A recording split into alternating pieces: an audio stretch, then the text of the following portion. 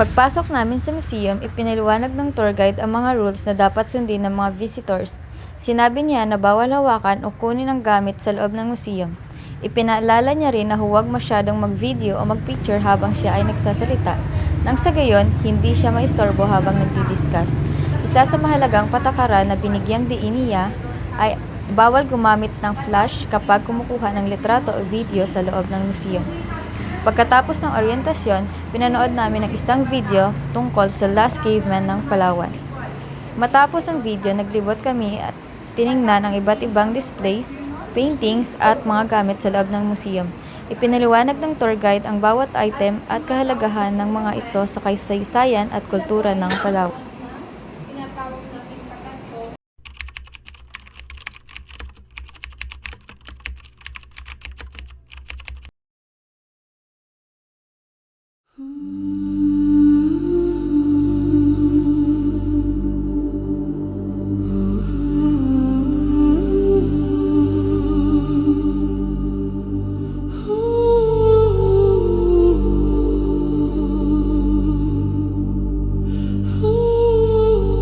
So ayun, dito tayo sa Babaylan.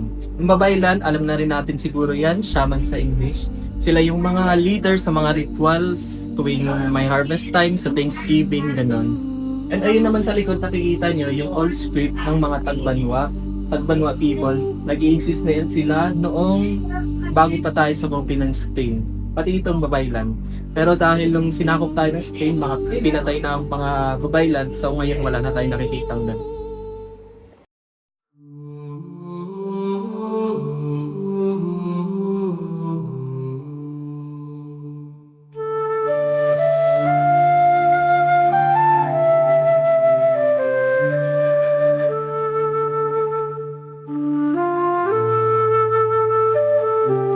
Ito pala yung manunggol dyan.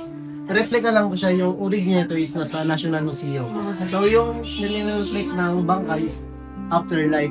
And nakikita siya sa old bill ng 1,000. And also isama na rin natin itong female star tower. Nag-exist na siya ng 28 to 35 years old.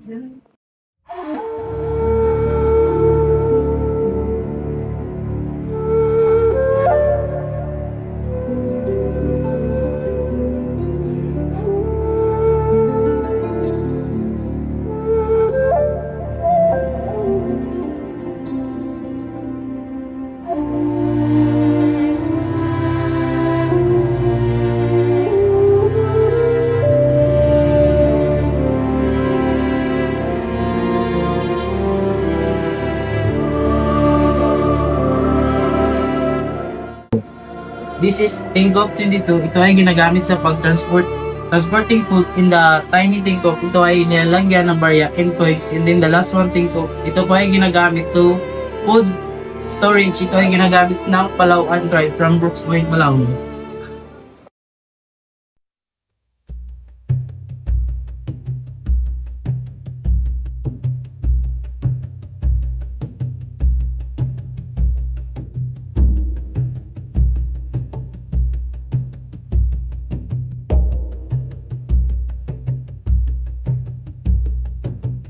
Ito yung lahat ng shell na makikita sa Palawan.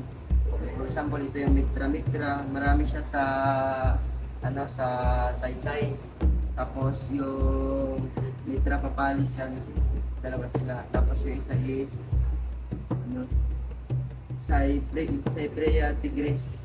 Tapos mas nagagandaan ako dito sa ano niya, dito sa Charonia tritonus kasi yung pagkano niya is maganda.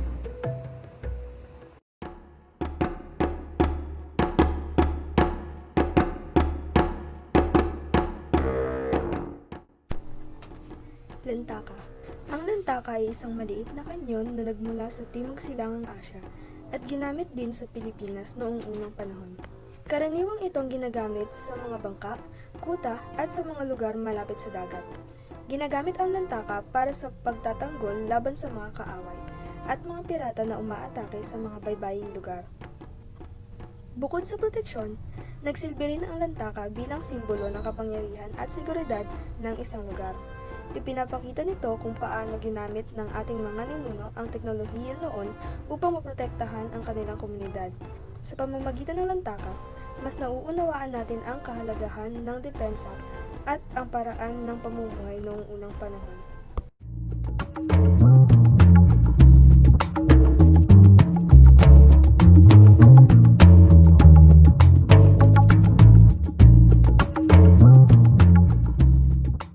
Ito ang badong na matatagpuan dito sa atin sa Palawan, partikular sa timog na bahagi ng ating probinsya. Ito ay isang katutubong sandatang may anyong kahawig ng barong pero may sarili itong natatanging katangian. Kilala ito bilang Palawan-on Badong at itinuturing na endemic sa ating probinsya na dating bahagi ng Sultanato ng Sulu. Ang badong ay may makapal at iisang talim na karaniwang may di karaniwang hugis gaya ng bahagyang nakataas na dulo. Ang hawakan nito ay karaniwang gawa sa katutubong matigas na kahoy at ang kaluban ay may masinsing ukit o disenyo. Minsan ay may anyong hayop tulad ng butiki. Hindi lamang ito sandata kundi bahagi rin ng material na kultura at kasaysayan ng mga pamayanang Palawan-on sa Timog Palawan.